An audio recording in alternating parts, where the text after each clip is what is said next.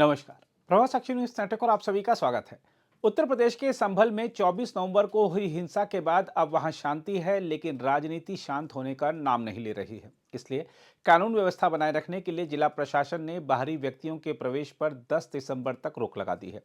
जिला मजिस्ट्रेट राजेंद्र पेसिया ने एक बयान में कहा है कि कोई भी बाहरी व्यक्ति, कोई सामाजिक संगठन या जनप्रतिनिधि जनपद की सीमा में सक्षम अधिकारी की अनुमति के बिना 10 दिसंबर तक प्रवेश नहीं करेगा।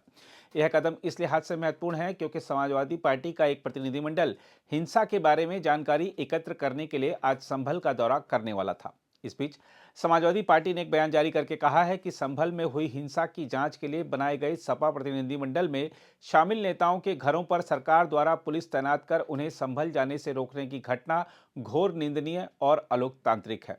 बीजेपी सरकार संभल हिंसा का सच छिपा रही है, ऐसा सपा ने कहा। सपा ने कहा है कि सपा प्रतिनिधिमंडल को संभल जाने की अनुमति दी जाए। समाजवादी पार्टी ने कहा है कि विधानसभा में विपक्ष के नेता माता प्रसाद पांडेय के नेतृत्व में पार्टी का एक प्रतिनिधिमंडल पार्टी प्रमुख अखिलेश यादव के निर्देश पर संभल जाकर वहां हुई हिंसा की विस्तृत जानकारी लेकर रिपोर्ट पार्टी प्रमुख को सौंपने वाला था, लेकिन हमारी पार्टी के नेताओं को संभल जाने से रोका जा रहा है। खुद माता प्रसाद पांडेय ने कहा है कि नियमानुसार हमें लिखित नोटिस मिलना चाहिए, हमें कोई लिखित नोटिस नहीं मिला। देखिए, ये मैसेज देते रहे तो लिखित तो कुछ देते नहीं है, खाली टेलीफोन से बात करते हैं। अब इन लोगों से बात कर लेने दो। उसके बाद सर मैसेज आपको कोई, लेकिन मैसेज तो भेजा, वो कह रहे हैं कि वहाँ पे शांति व्यवस्था की वजह नहीं, लेकिन हमको कुछ ये सब हमको एक नोटिस देनी चाहिए नियमानुसार कि साहब हमारे यहाँ ये स्थिति, आप नहीं जा सकते।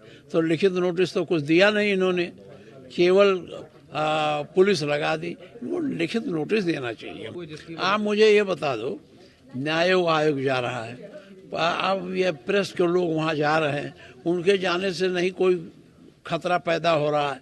अगर हम चले जाएंगे तो वहाँ अशांति पैदा हो जाएगी। ये सरकार जानबूझकर अपने सारे कार्यों पर पर्दा डालने के लिए हम लोगों को रोक रही है। मतलब कोई भी देखिए, अब वो कमिश्नर जो हैं, उधारू कमिश्नर यहाँ के तो हैं नहीं, उधार पर आए हैं, तो उनकी कोई जिम्मेदारी उतनी नहीं है हमारे प्रदेश के लिए जितने यहाँ के कमिश्नर की होगी। वो क्या कह रहे हैं, उनसे कुछ बात करने का अवसर। उधर उत्तर प्रदेश के उप मुख्यमंत्री ब्रजेश पाठक ने कहा है कि समाजवादी पार्टी के प्रमुख अखिलेश यादव को अपने गिरेबान में झांकना चाहिए। संभल की घटना समाजवादी पार्टी के संरक्षित अपराधियों की देन है।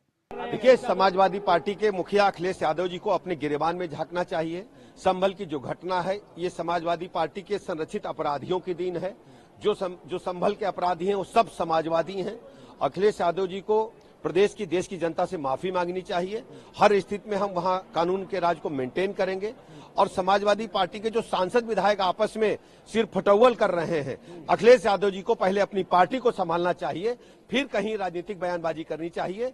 और ये उसको राजनीतिक पर्यटन समझ रहे हैं। हर स्थिति में हम प्रदेश को कानून का राज और बढ़िया देने वाले हैं और अपराधियों पर और कड़ाई की जाएगी, अंकुश।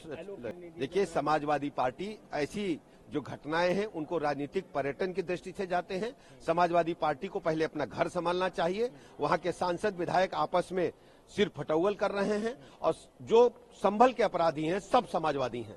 हम आपको बता दें कि संभल में अदालत के आदेश पर 19 नवंबर को जामा मस्जिद के पहली बार किए गए सर्वेक्षण के बाद से ही तनाव की स्थिति बनी हुई है।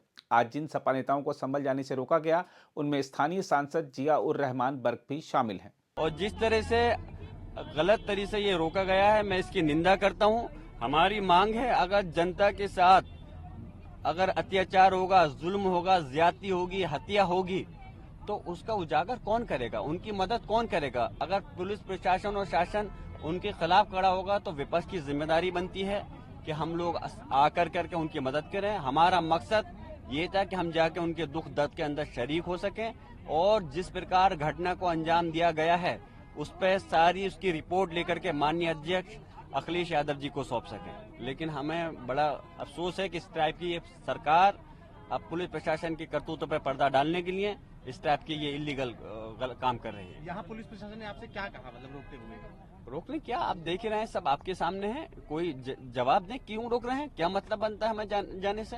हम वहाँ पे अपने लोगों के दुख दर्द में शरीक होना चाहते हैं। हम सही रिपोर्ट लेना चाहते हैं कि जो लोग इसके अंदर इन्वॉल्व हैं, जिन्होंने वहां पर माहौल को खराब करा है, जो पुलिस प्रशासन के अधिकारी इसके जिम्मेदार हैं, उसकी एक पूरी रिपोर्ट बना करके माननीय राष्ट्रीय अध्यक्ष अखिलेश यादव जी को सौंपना चाहते हैं, जिससे कि आगे की हम कार्रवाई कर सकें। प्रशासन कह रहा है कि आपके या फिर नेताओं के वहां जाने से माहौल खराब हो जाएगा। आप ये बताइए, अगर नेताओं के जाने से माहौल खराब होता तो पहले सर्वे के दिन, जिस दिन 19 तारीख में हुआ था सर्वे, उस दिन मैं खुद मौजूद था और भी जनप्रतिनिधि मौजूद थे। उस दिन माहौल क्यों खराब नहीं हुआ? जुमे के दिन 22 तारीख में हम लोग खुद मौजूद थे, उस दिन माहौल क्यों खराब नहीं हुआ? माहौल खराब तब हुआ जब हम लोग वहां मौजूद नहीं थे। जनप्रतिनिधि होते हैं तो वो एक कड़ी होते हैं जनता के और शासन और पुलिस प्रशासन के बीच की, उनकी वही माहौल को ठीक कर सकते हैं। इन्होंने जनता के साथ जब लाठी चार्ज कर रहे हैं, गोली चला रहे हैं, तो उस टाइम हम ही लोग तो संभालते स्थिति को, तो इसलिए इन्होंने नहीं होकर के अपनी लापरवाही, नाकामी से, साजिश के तहत इस चीज को माहौल खराब किया है और हम इसकी कड़े शब्दों में भर्त्सना करते हैं। और हम उम्मीद करते हैं अगर इस प्रकार से पुलिस प्रशासन और शासन से अगर हमें न्याय नहीं मिलेगा तो इंशाल्लाह सुप्रीम माननीय सर्वोच्च न्यायालय से हमें इंसाफ जरूर मिलेगा। एक आखिरी सवाल सर, अगर आपको आगे नहीं जाने देंगे तो आगे क्या कार्रवाई, क्या रणनीति रहेगी आपकी? अब उसकी माननीय राष्ट्रीय अध्यक्ष अखिलेश यादव जी से चर्चा कर करके फिर आगे हमारी परसों से फिर सदन शुरू हो रहा है। उस सदन में जाकर के माननीय अध्यक्ष लोकसभा स्पीकर साहब से मिलेंगे कि देखिए कि किस प्रकार से हमारे संविधान की धज्जियां उड़ाई जा रही हैं और हमें वहां जाने से रोका गया। ठीक, थैंक यू सर। अगर आप भी लेना चाहते हैं देश दुनिया की तमाम जानकारी तो आज ही सब्सक्राइब करें हमारे चैनल को। साथ ही नीचे दिए बेल आइकन को जरूर दबाएं ताकि हर अपडेट आप तक पहुंच सके।